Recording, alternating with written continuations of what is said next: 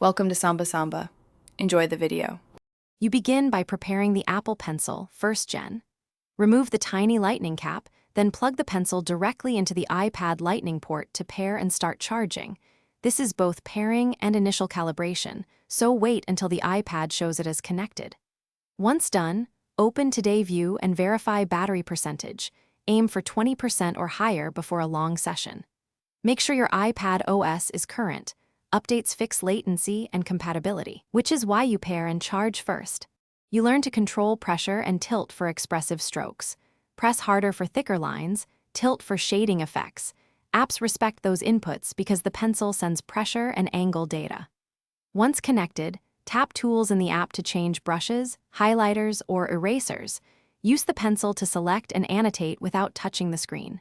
When the tip feels blunt, swap the nib by unscrewing it with your fingers and screwing on a replacement. This keeps responsiveness and prevents screen micro-scratches. You finish by adopting simple care. Always replace the lightning cap, store the pencil flat or in a sleeve, and charge it periodically to avoid deep discharge.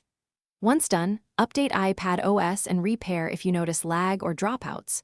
Firmware and system updates often resolve responsiveness. If the pencil stops working, try this one troubleshooting tip. Restart the iPad, clean the lightning port, reattach the cap, then plug the pencil back in to repair. That clears most connectivity issues. Thanks for watching. Consider subscribing if we helped you.